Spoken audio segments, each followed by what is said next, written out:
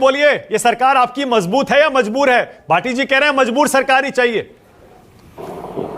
मानक भाई, आपको क्या चाहिए? मजबूर सरकार चाहिए या मजबूत सरकार चाहिए? ये तो भाटी जी ने मुझे लगता है कहीं ना कहीं विपक्ष का चेहरा उजागर कर दिया कि विपक्ष चाहता है कि देश को हमेशा मजबूर सरकार मिले।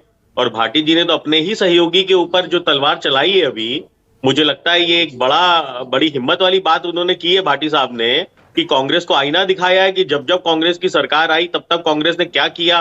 ये भाटी साहब ने कांग्रेस के ऊपर हमला करके एक अपना गठबंधन जो टूटने वाला है अब उपचुनाव में, क्योंकि वो टूटने के ही कगार पे है, क्योंकि जिस तरीके से उपचुनाव के अंदर खींचातानी चल रही है कि कांग्रेस कह रही है हम 5 सीट लेंगे उत्तर प्रदेश के अंदर, समाजवादी पार्टी कह रही है कि भाई तुम्हारा है क्या जो हम तुमको देंगे, तो स्थिति बिल्कुल साफ होती चली जा रही है कि विपक्ष पूरी तरीके से गुमराह है, विपक्ष पूरी तरीके से देश विरोधी हरकतें कर रहा है, और विपक्ष ने आज अपना चेहरा भी दिखा दिया कि उसको मजबूर सरकार चाहिए हिंदुस्तान के अंदर, ना कि मजबूत सरकार चाहिए। एनडीए की सरकार पूरी तरीके से मजबूत है और ये जनता के हित में काम करने वाली सरकार है।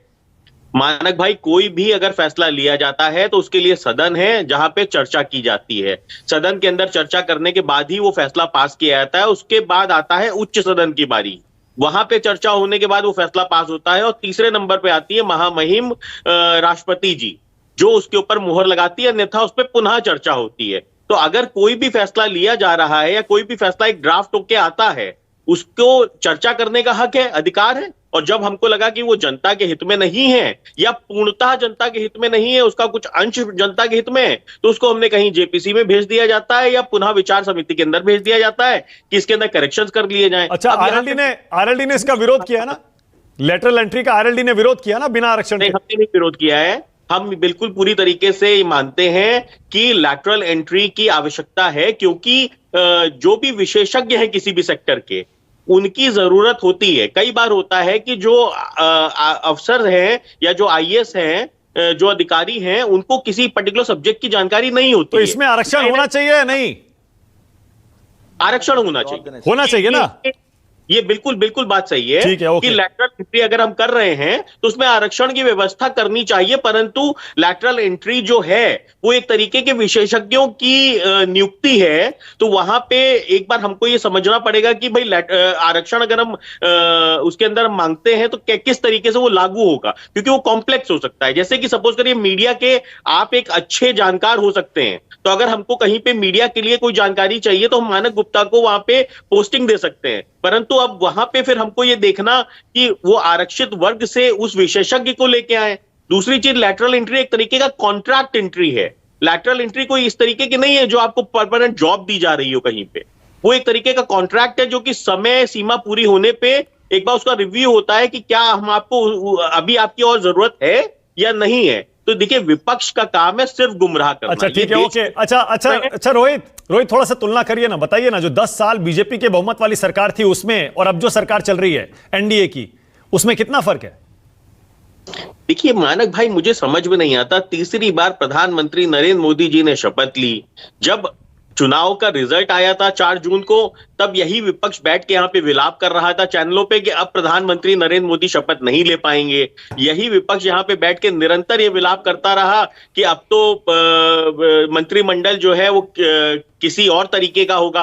परंतु आप देखिए, प्रधानमंत्री ने पुनः तीसरी बार शपथ ली, प्रधानमंत्री नरेंद्र मोदी जी बने, एक अच्छी सरकार कंटिन्यूएशन में चल रही है। हम सहयोगी हैं सरकार के, हम सरकार की मदद करने के लिए हैं, सरकार के रोड़ा नहीं है, हम सरकार के हेडल नहीं है। वो तो आप तो एक सेकंड, आप आरएलडी की तरफ से बोलने लगे, मैं एनडीए सरकार के बारे में आपकी राय पूछ रहा हूं। प्रधानमंत्री मोदी और बीजेपी जो है, नई बीजेपी, वो बड़े और कड़े फैसले लेने के लिए जानी जाती है, वो उसका अंदाज है। लेकिन ये हाल के कुछ दिनों में इतने बड़े फैसले हैं, उनको वापस ले लेना, उनमें यू टर्न मार देना, क्या ये आपको लगता है यही फ्लेवर होने वाला है, यही अंदाज होने वाला है इस सरकार का? देखिए, मुझको तो कोई फैसला ऐसा दिखाई नहीं पड़ रहा मानक भाई जो कि वापस लिया गया हो।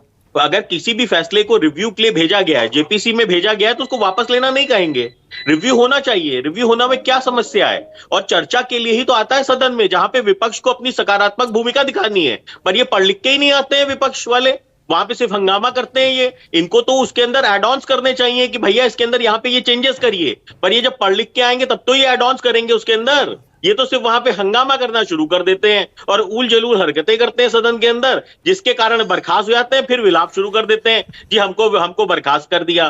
तो ये देखिए संविधान खत्म हो जाएगा का नैरेटिव देके थोड़ी सी सीटें अपनी जरूर बढ़ा ली इन्होंने, पर सरकार तो पिछली भी 10 साल की एनडीए की ही थी और सरकार तो अभी भी एनडीए की ही है। तो ऐसी स्थिति में ये कहना कि हमारे देश में मजबूर सरकार है, अच्छा मुझे ठीक लगता है, है अच्छा ठीक है, एक सवाल और आपने कहा कि सपा और कांग्रेस का गठबंधन टूटने वाला है यूपी के उपचुनाव में, बीजेपी और आरएलडी का होने वाला है क्या? कितनी सीटें मिल रही हैं आपको?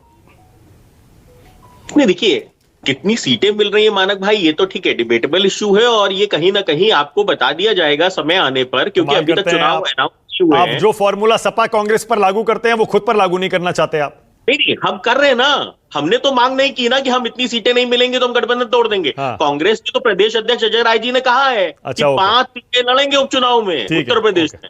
मतलब आपकी कोई डिमांड नहीं है ना? तो गठबंधन नहीं होगा। आपकी कोई डिमांड नहीं है ना? नहीं, हम तो भारतीय जनता पार्टी के साथ हैं, हमारा शीर्ष नेतृत्व डिसाइड करेगा कितनी सीटों पे लड़ेंगे, हमारी कोई डिमांड नहीं है। एक सीट दे रहे हैं जहां तक मेरी जानकारी है, वो आरएलडी को 10 में से। एक सीट का नैरेटिव इसलिए क्रिएट किया जाता है क्योंकि मीरापुर सीट जहां से हमारे विधायक चंदन चौहान जी चुनाव लड़के सदन चले गए हैं, सांसद हो गए हैं, तो इसलिए वो नैरेटिव सेट करने की कोशिश कितनी चाहिए फिर आपको? कितनी डिजर्व करते हैं आप?